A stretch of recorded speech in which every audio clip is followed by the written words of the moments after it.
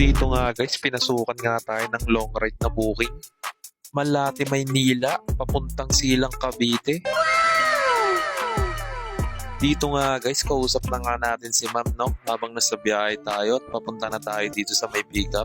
Bali na sa Uncle John's nga pala si ma'am, no? Sabi niya sa akin dito. Kaya nga guys, tara, pinuntahan ko na agad-agad sa pickup. May ilang minuto lang din, nakarating na rin tayo dito, no? At nakita na nga natin yung Uncle John's. At na nga guys, may natatanaw na nga tayo dito. Ito na yata si ma'am, kaya inabutan ko na rin agad ng shower cup. Ayun nga guys, no, naabutan na nga natin siya ng shower cup at bumaba na rin tayo dito sa motor. At kinuha na rin natin yung bag niya para hindi siya mahirapan sa likod pag nasa biyahe kami. At tinulungan na nga natin si ma'am dito magsuot ng helmet, no? Kasi malayo-layo pa yung babiyahe natin. At dito nga, no, sumampa na nga sa ating likuran ng ating pasahero. At chinik na rin natin yung daan sa Google Map. Bali, ito nga pala yung mapa, no? Binigyan nga tayo ng 3 option dito ni Google Map. Mas pinili natin dito sa ROAS, no? Para diretso na lang ang dadaanan. Dito nga guys, no, piniga na natin yung throttle at nagpatuloy na tayo sa pag-andar. Kasi malayo pa ang ating pupuntahan. At yan nga, no, naipagkwentuhan pa nga dito si ma'am. Ay, nag-a-apply pala siya ng trabaho dito sa Maynila. Galing pa siyang Cavite. At dito nga guys, no, may napansin nga daw siyang camera sa harap ko. Kaya sinabi ko, nagbablog-vlogan ako dito. Natawa nga si ma'am, in-open ko yung camera. Ang sabi niya nga pala, okay lang daw sa kanya na may sama siya sa vlog. Go lang daw. Kaya ito guys, nagpatuloy na tayo sa biyahe guys, oh. Habang binabaybay nga natin yung ROAS guys, talagang napakaluwag nga ng daan. Kaya nga talaga sigurado hindi tayo aabuti ng gabi dito. Bago magdilim siguro guys, baka nandun na tayo. Eto guys, diretso-diretso na tayo sa pagbiyahe. Mamaya-maya lang, lumigo rin ako dito.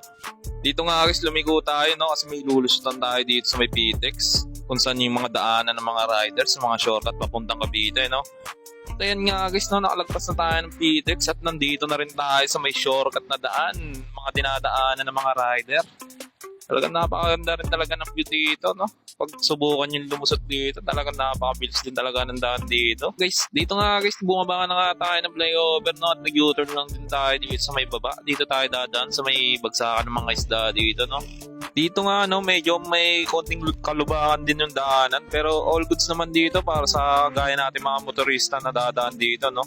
Talagang mabilis nga talaga dito dumaan. Kasi tignan nyo naman yung daanan dito na guys. Medyo may konting sikip pero maluwag pa rin guys. At wala namang ganang traffic talaga dito. Kaya diretso ka kahit tumakbo ka dito ng 80, okay lang siguro, no?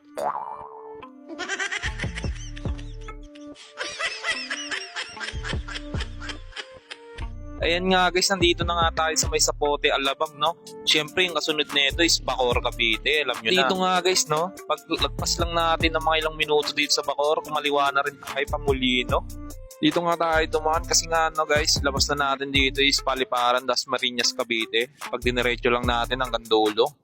Dito nga guys, ang ganda nga ng view dito at maluwag talaga yung daanan dito.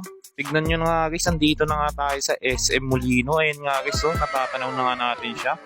Nandito nga tayo sa flyover guys at dito nga guys nakababa na rin tayo. Diretso na nga natin to guys, ang bilis talaga ng daanan dito. At ayun nga guys, Paliparan guys, nakita na natin. At dito nga guys, habang nasa biyahe kami na guys, tamang kwentuhan nga lang kami dito ni ma'am, no? Sabi niya nga sa akin guys, kung baka daw naka-record daw yung boses niya. Sabi ko naman, hindi. Nahiya daw kasi si ma'am na baka marinig daw yung mga kwentuhan namin. Kaya yun guys, nagpatuloy na nga tayo dito sa biyahe. Dito nga guys, tumidilim na, no? Medyo hapon na rin kasi guys. Anong oras na rin dito? Mga nasa alas 5 na rin siguro to dito guys. Sige nga guys, ito nga, dumidiretso na nga tayo dito at nakalabas na nga tayo ng Paliparan guys. Ito nga guys, kakaliwa na nga tayo at malapit-lapit na tayo at sa ating pupuntahan. Kasi boundary lang naman sila guys, ang Dasma sa Kasilang, kaya mas malapit lang guys, kaya kinuha ko na rin. Dito nga guys, medyo binibilisan na natin kasi palubog na rin yung araw. At magdidilim na. Aray ko. At dito na nga guys, lumiliko na nga tayo dito guys, papasok sa bahay ng ating pasahero guys. Dinidiretso na nga natin dito guys, medyo may paahon ng konti at medyo may lubak. Kaya ingat lang tayo dito guys. At ayan na nga guys, nandito na nga tayo sa kata. Dito ko na nga binaba si ma'am. Pero doon pa po siya sa kabila. Hindi na daw siya umiikot kasi may dadaanan pa yata siya dito.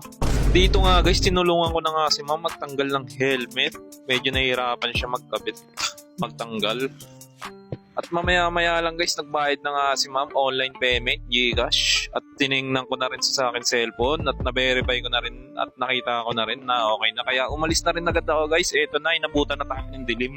At umalis na nga ako guys. Maraming salamat nga pala guys sa nanood.